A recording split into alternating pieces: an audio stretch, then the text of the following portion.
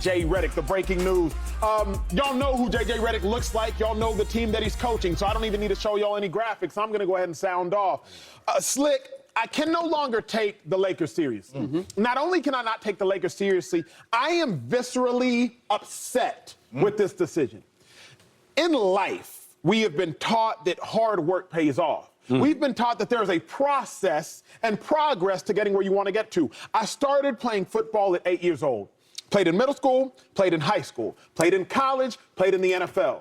I started on television locally in Austin, Fox 7 Austin in 2016. Then I did a show for the Dallas Cowboys on Twitter. Then I moved up to another network. Then I moved up to now co-hosting this program. There are steps. There are building blocks. That is what we have been taught, particularly in sports, that you eat what you kill. And if you don't kill it, you ain't eating it. But with this J.J. Redick hire, I'm sensing and smelling far too much cronyism. You're just getting hired because your friend is there.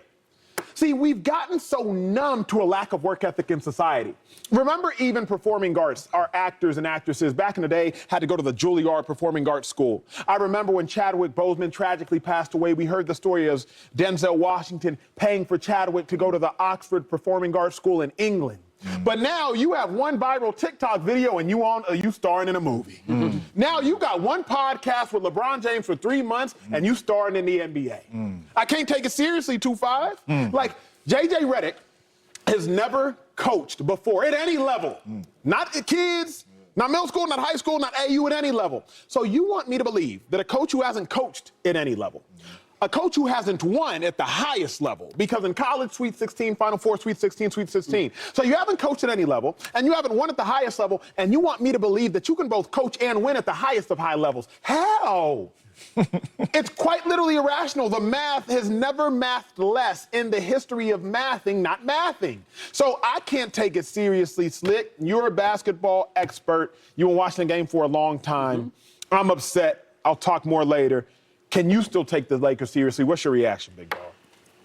They just hired J.J. Redick. Yes. If the expectation is that you're still trying to win a championship, of course, you're the Los Angeles Lakers and you have LeBron James.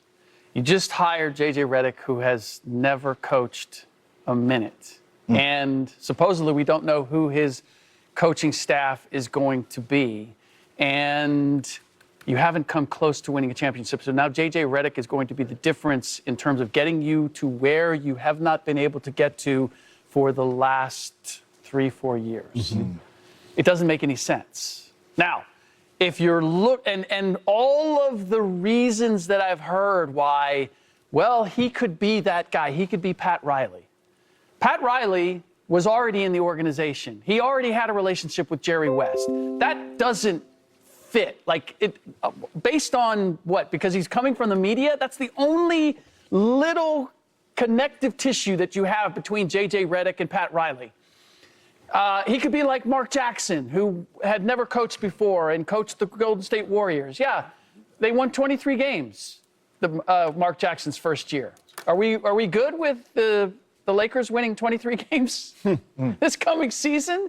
He could be Steve Kerr, who had not coached and was taking over. Yes, but he was taking over a team that had been primed by Mark Jackson to take that next step. And Steve Kerr had played for Greg Popovich and played for Phil Jackson. And he had at least 5 rings, if I'm not mistaken, as a player, certainly a number of rings. So, and had been a GM with the Phoenix Suns. It's not just coaching experience that J.J. Redick doesn't have. He doesn't have any experience with the Los Angeles Lakers organization. That matters. So can I take them seriously? How can I take them seriously? Like, what? I don't even know how to answer that question because You answered it, Slick. You answered it, Slick. James, you answer it. Yeah, we cannot take them serious. This is crazy for 2 reasons right here. It's crazy that we sitting up here surprised. And it's crazy to think that the Lakers are serious about winning another championship by hiring J.J. Redick. It's crazy. Acho, I don't know if you know, but the new world we live in, man, is who you know. That's true. That is where it's at. I walked into the National Football League and thought I was going to get the best coaching in the NFL. And I walked into my receiver room, and my receiver coach played offensive line. But he had a really good friend that was a head coach, a really good friend that was a GM. That's the day and age we are living in right now. That's why I say it's crazy for us to act surprised. We knew once they offered Dan pennies that all along J.J. Redick was the guy to go along with LeBron James and possibly draft Bronny and it be a collective coaching tree over there with LeBron James, whoever his assistant coaches are with J.J. Redick. That's what this is going to be. Right now, Anthony Davis and LeBron James, they are the ones that are driving the Lakers. They are the ones that are making some of these decisions, or at least people are coming to them asking them what do they want. That's the only way this hire happens. It's too many coaches out there that are qualified to coach the Lakers. You just fired one that was in the Western Conference and the playoffs. So it's way too many coaches for us to be sitting here talking about J.J. Redick with no experience is the head coach of the Lakers if LeBron James is not your friend or vouching for you. So it's crazy on both ends because it's crazy to think that they weren't going to hire him, and it's crazy to think that they finna have some wild success with J.J. Redick. Real quick, I'm just curious to know.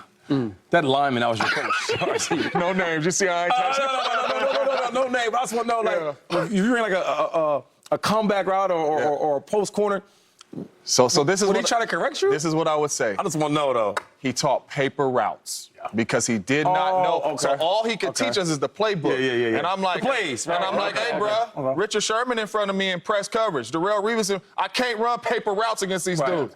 Don't know how to coach you how to run no paper routes. That's like a newspaper. That's pretty funny. You know what? I'm going to go in a different direction, guys. I'm going to say yes. I'm going to say yes.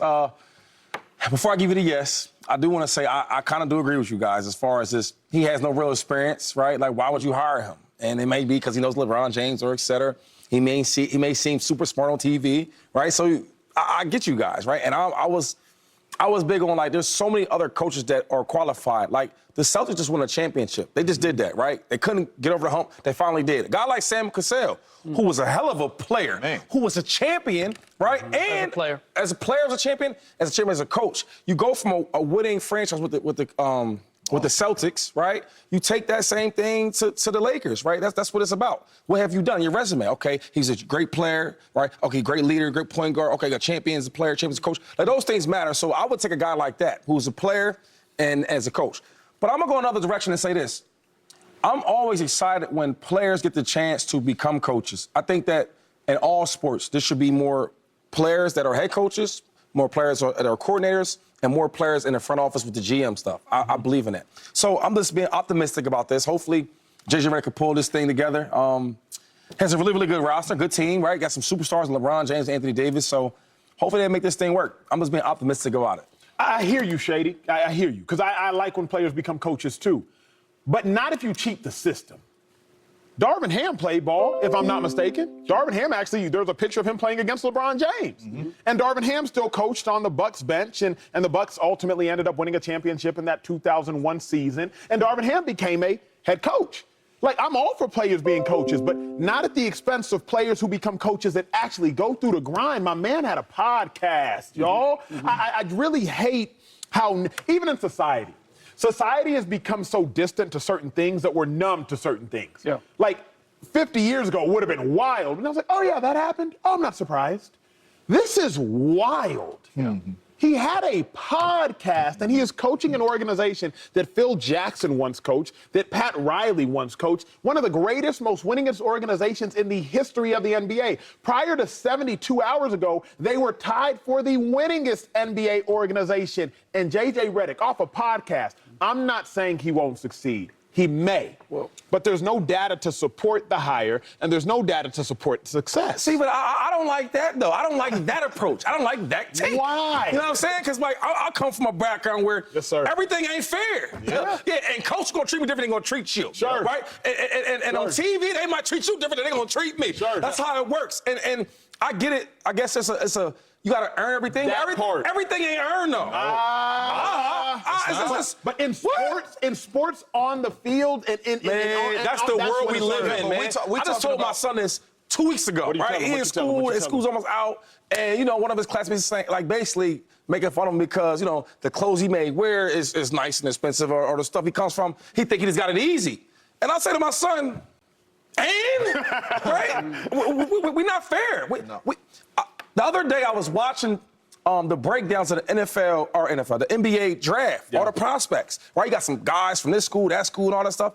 And one of the guys that's talked about the most out of everybody is who? Bronny. I don't even know who the first player in the draft is going to be. Yeah. You know why? Because everything we keep hearing about is